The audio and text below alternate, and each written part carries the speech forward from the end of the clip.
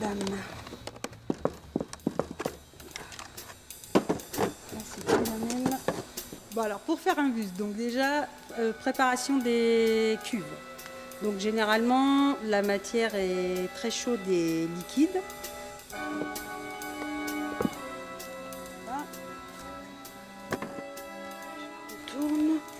Ensuite, je peux couler que le lendemain. Ça, je ne l'ai pas dit. Et voilà. Nickel. Ah, ça va aujourd'hui. Pas trop mal. Donc là, tout ça, ça va être du petit rafistolage. Tout ça, du grattage. Couler toujours en une seule fois. Il n'y a pas du tout de marque au niveau... sinon, ça fait des marques au niveau du buste. Donc là, on va commencer. Je commence toujours par sa tête. Alors là, il faut que j'aille à ma cuve. Et puis là, vous voyez, tout ce qui est petites fêlures, là. On va remettre de la matière et puis hop, on va tout boucher. Voilà. Donc là, il est coulé. Et pour un buste de cette taille, il faut facile une bonne heure avant de pouvoir l'ouvrir. Une heure et demie. En plus, ça dépend un petit peu de tout, de l'ambiance, de la chaleur de l'intérieur de la pièce, du temps qu'il fait dehors.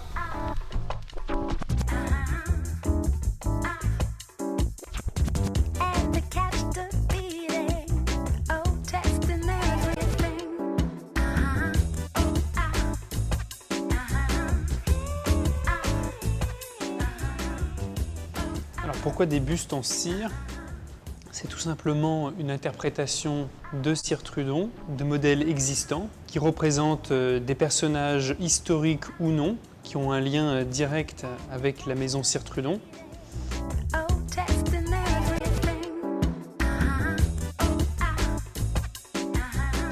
Grâce à notre partenariat avec la Réunion des musées nationaux, nous avons l'exclusivité pour la réalisation de ces bustes en cire. Alors bien évidemment, en tant que fabricant cirier, nous n'allions pas les réaliser dans d'autres matières. On veut faire des trous de coulée en fait, parce qu'en fonderie on utilise de la cire aussi. Et oui, c'est vrai. Et il faut juste les couler en fait. Ah ben, faudra en parler avec leur technicien en tout cas. Alors nous nous trouvons dans l'atelier de moulage qui était en premier lieu l'atelier de moulage du Louvre. Il a été créé en 1794, c'est-à-dire 2 ans environ après la création du musée du Louvre par le comité révolutionnaire de l'époque, juste après la Révolution. Et l'idée était, d'ailleurs révolutionnaire et assez française, l'idée était d'offrir à tout citoyen la même qualité que ce qui était dans tous les châteaux de roi.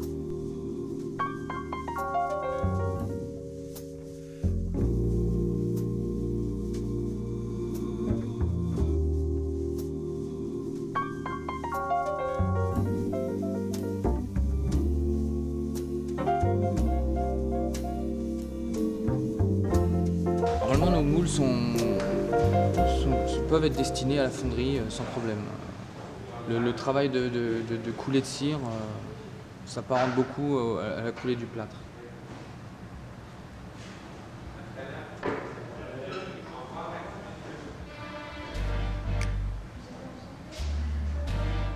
When the sun is shining, all summer long I sing.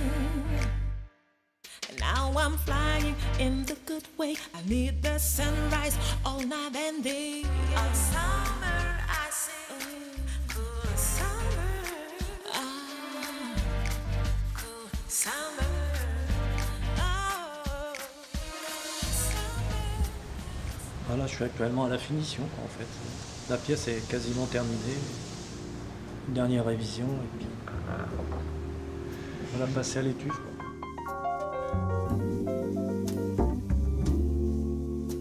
En fait, cet atelier, c'est un vrai voyage dans le temps.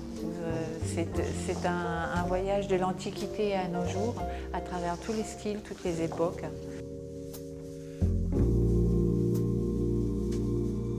Alors Alors quand on parle de 6000 moules ou modèles en fait, qui sont dans cette collection et qui n'arrêtent pas, cette collection n'arrête pas de s'agrandir, bien sûr ça a été fait. Alors ce sont des moulages qui sont soit issus d'une demande scientifique, ça peut être à la base, le moulage c'est souvent une demande aussi scientifique à la base d'études entre plusieurs originaux qui sont disséminés à travers le monde. Une étude aussi esthétique et on voit même des assurances demandées pour les chefs-d'œuvre, pour des œuvres qui ont d'une grande valeur, demander de faire des moulages en fait pour préserver l'original. Et ça c'est une des fonctions qui est de plus en plus importante pour nous en tant qu'atelier, c'est de préserver l'original et de le mettre à l'abri, mettre l'original à l'abri, alors soit dans une galerie de musée, c'est ce qu'on fait pour les sculptures de Versailles, soit simplement même en coffre quand il s'agit de châteaux privés ou de collections particulières et on les met à l'abri.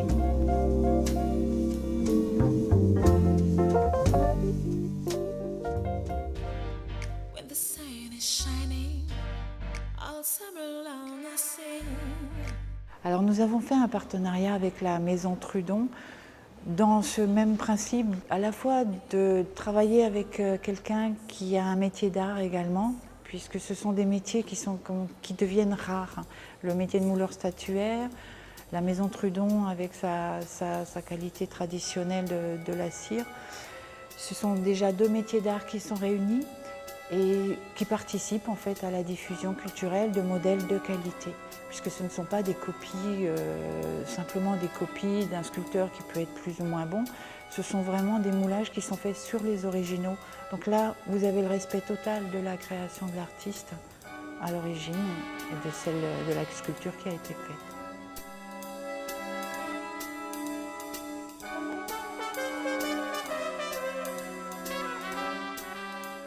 On a fait en partenariat donc plusieurs modèles, dont certains proviennent de la manufacture de Sèvres, dont un petit buste de Napoléon en particulier, où il a plutôt une mine renfrognée, mais qui le rend bien sympathique en fait, et qui était en fait une des premières caricatures 19e. Il y a eu beaucoup de caricatures évidemment, mais celle-là l'avait rendu particulièrement sympathique en fait.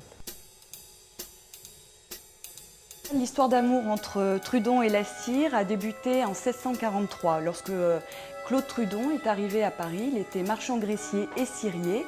Et suite à un heureux mariage, il a eu une boutique au Faubourg Saint-Honoré. Et de là a commencé la grande histoire de la famille Trudon.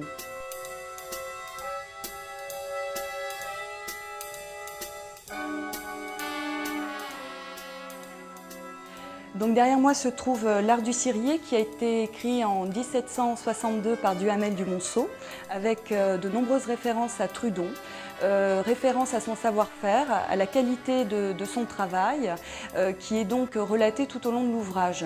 Donc cet ouvrage reprend les différentes techniques de fabrication des bougies, de la récolte de la cire jusqu'à la fabrication elle-même de la bougie. Alors à travers ces planches, on peut également imaginer un petit peu comment étaient agencés donc, les différents postes de travail au sein de la manufacture royale de fabrication de bougies qui se trouvait pas très loin de Paris, à Antony, même si aujourd'hui c'est un couvent. On voit bien là donc la partie où on faisait blanchir la cire au contact du soleil pendant plusieurs semaines.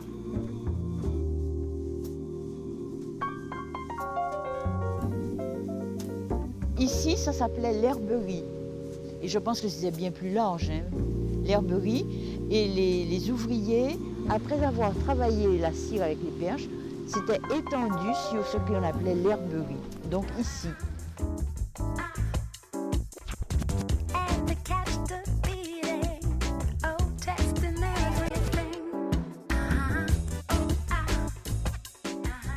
Alors, là, Deo. Belgique laborante. Elle travaille pour Dieu et pour le roi. On a le blason, en quelque sorte, de la ciergerie royale, ce qui a été ciergerie royale.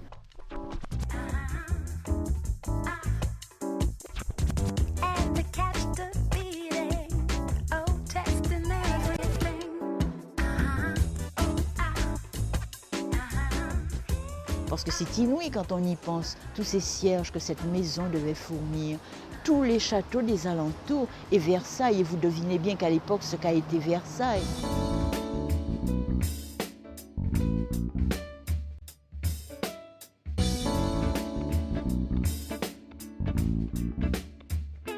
Versailles est le lieu de la lumière et pour tous les contemporains, c'est un phénomène extraordinaire.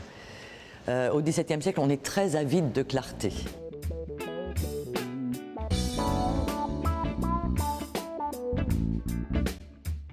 Et Mademoiselle de Scudéry, qui nous parle de Versailles à ce moment-là, nous dit qu'elle est éblouie. Et lorsqu'elle est dans la Galerie des Glaces, elle parle d'une allée lumineuse où il y a tellement de bougies qu'elle a l'impression que le soleil y est, mais comme il ne fait pas très chaud, c'est une promenade à l'ombre. Voilà. Et les soirs, surtout durant les soirées d'appartement, ces réceptions que le roi offre à la cour 3 fois par semaine, ce sont des bougies qui sont déployées dans tout le grand appartement et la Galerie des Glaces, où il y a les jeux, les danses, la musique. Et ces bougies sont en très grand nombre. Alors, bien sûr, d'une manière hyperbolique, on parle de centaines de milliers de bougies. Nous avons fait tout de même une tentative pour calculer effectivement le nombre réel de bougies. Donc, on a des lustres. Alors, 1, 2 ou 4 lustres par pièce. On a ensuite des girandoles, comme ces girandoles de cristal que l'on voit ici portées par des guéridons qui sont placés généralement dans les angles des pièces. Et puis on a aussi tous les flambeaux qu'on rajoute sur les tables à jeu, etc. Et donc on arrive d'une façon générale à dire qu'en gros il y a plus de 100 bougies de cire blanche, c'est-à-dire la plus coûteuse, qui sont disposées pour ces soirées d'appartement. Et cela permet à une société qui, en hiver, n'est pas habituée à avoir des longues soirées, il n'y a pas la télévision, donc elles sont un peu longues, ces soirées. Et là, pendant 4 heures, on peut rester, avoir une vie de société, et ça, c'était extraordinaire. Et c'est ce qui fait que cet éclairage a modifié un comportement social.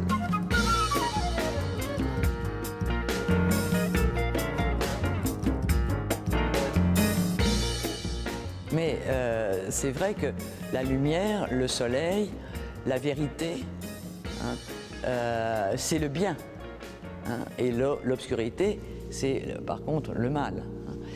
Si Jésus nous a dit qu'il était la lumière du monde, par le fait même comme la lumière éclaire et que la lumière réchauffe, donc ça évoque tout cela pour nous et finalement ça nous renvoie à la présence du Christ. D'ailleurs, pour la messe, on allume des cierges sur l'autel. Eh bien, rien que cela, c'est assez symbolique.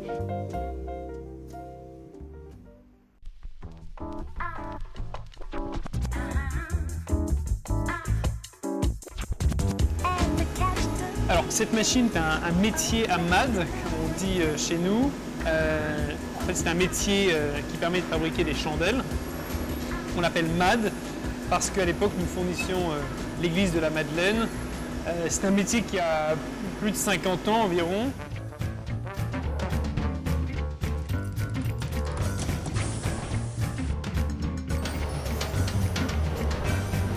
Bon, maintenant que ma matière est coulée, je mets de l'eau froide. Plus l'eau est froide, plus vite c'est refroidi, plus la bougie est jolie.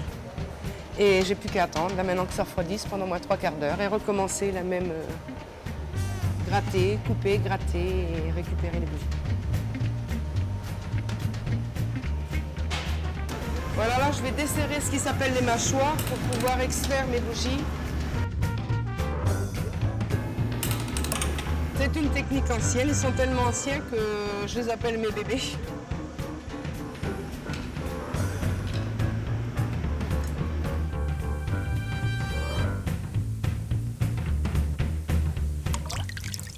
J'enlève la petite collerette en haut du moulage, après le moulage. Et une fois gratté, je relie, j'enlève regarde s'il n'y a pas des défauts. À la pince.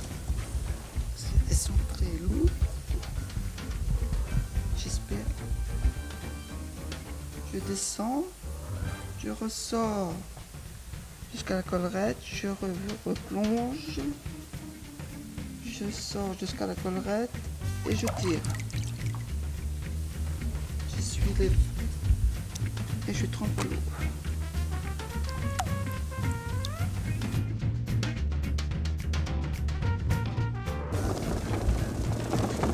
Sylvia,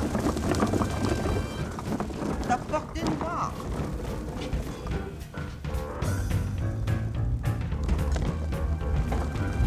À 5. Je te ferai les autres après.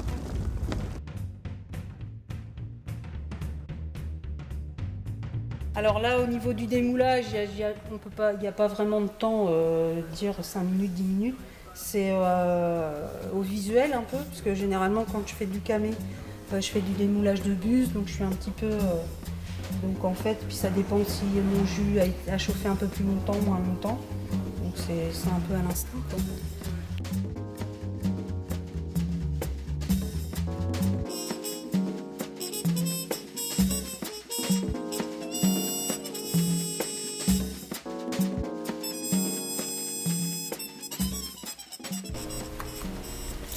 Alors là, je vais faire une petite marque avec mon ongle, parce que je sais que les camés, on les pose à peu près à 2 cm. Donc là, je l'ai fait chauffer pour qu'elle soit liquide pour pouvoir la badigeonner derrière mon camé. Et là, c'est ce qui va me servir à coller mon camé. Donc là, voilà. C'était donc la pose des camés. Donc maintenant ces camés-là, on les dore. Parce que c'est les fumeurs impériaux dans la gamme des fumeurs. Donc ceux-là, on va passer de la dorure dessus. Voilà. Donc après la sculpture, la peinture. Voilà. Donc là.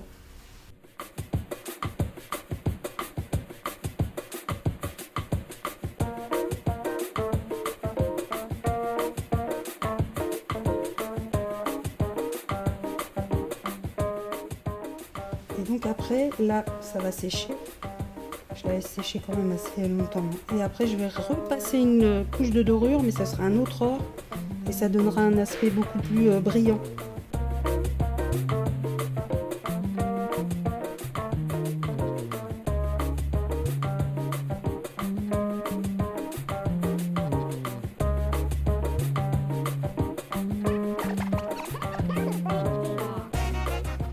Parmi les autres ustensiles qui accompagnent la bougie, on va avoir donc l'étouffoir ou éteignoir, c'est cet objet, qui permet d'éteindre la bougie sans souffler dessus. Voilà, on appuie de la sorte. Alors, l'étouffoir et l'éteignoir étaient très pratiques lorsqu'on avait d'énormes lustres remplis de bougies. Vous imaginez bien qu'on ne pouvait pas souffler sous toutes les bougies. Et on avait des étouffoirs avec de grands manches qui permettaient d'accéder à chacune des bougies pour les éteindre. La technique de fabrication des bougies a toujours évolué à travers le temps. Ce n'est pas quelque chose qui est resté figé. Ça s'est adapté aux nouveaux outils inventés. Ça s'est adapté également à la consommation, à la demande. Donc ce n'est pas du tout quelque chose de figé.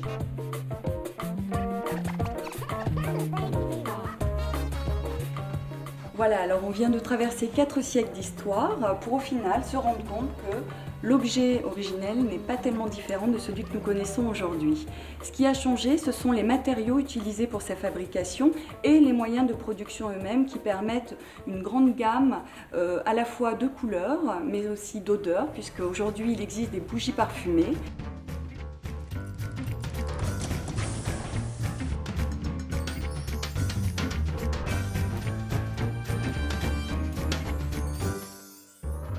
Donc ici, on est dans le laboratoire de la société Cire. Donc c'est là que je teste toutes les bougies.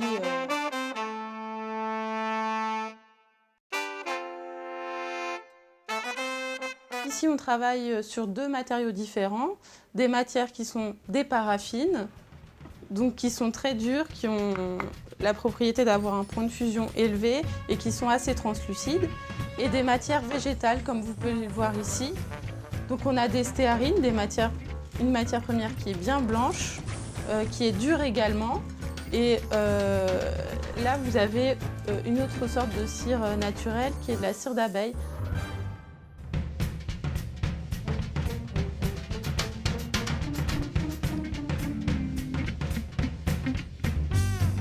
Une bougie parfaite, c'est une bougie dont la matière adhère parfaitement au verre, pas de décollement, une flamme qui est pas trop haute, 2 cm maximum, et un bassin de fusion qui soit complet, donc c'est-à-dire une surface complètement liquéfiée, comme ici.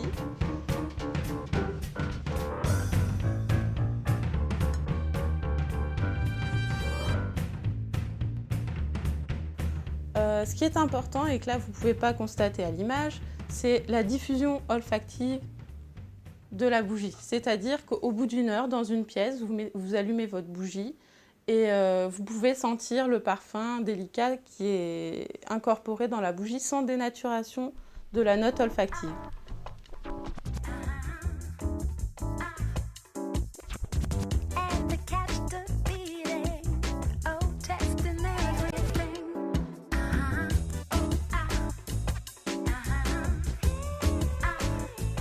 Alors, l'odeur d'une bougie, tout d'abord, le consommateur va sentir la bougie à froid. Donc il va falloir que le rendu olfactif soit bon sur une bougie froide. Ensuite, là par exemple, je fais l'exercice sur la bougie. Je l'allume, alors naturellement avec un briquet, parce qu'autrement je vais polluer l'atmosphère si j'utilise des allumettes.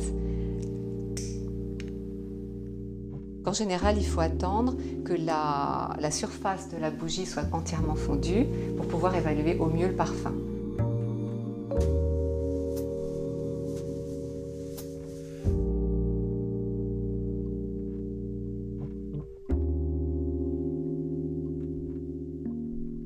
La maison qui nous a confié le projet, donc au départ, nous a demandé de travailler sur cette atmosphère d'église, etc. Moi, j'ai fait des premiers essais, et puis un échange permanent avec la maison sur ce qu'ils souhaitent et sur nous, ce qu'on interprète. Je ne suis pas seule à travailler sur un projet, d'autres parfumeurs de la maison travaillent aussi. Alors là, j'ai utilisé donc pour Spiritus Sancti cette qualité d'encens un peu particulière. Je la sens à nouveau, personnellement j'adore. Je trouve que ça évoque pour moi toutes ces vapeurs, un côté même presque humide. Ces vapeurs de fumée qui s'élèvent vers le ciel, moi je trouve ça incite à la méditation, j'adore ça. When the sun is shining, all summer long I sing. Alors donc là, moulage.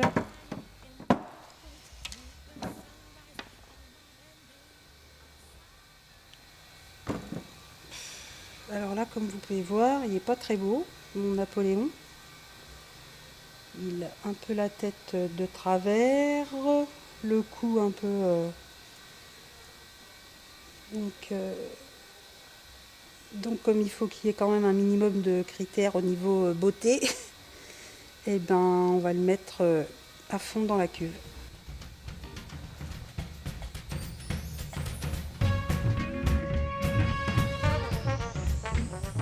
C'est vrai que des fois on arrive à aller, mais là il est vraiment trop, et puis sa tête est vraiment trop de travers, vous voyez.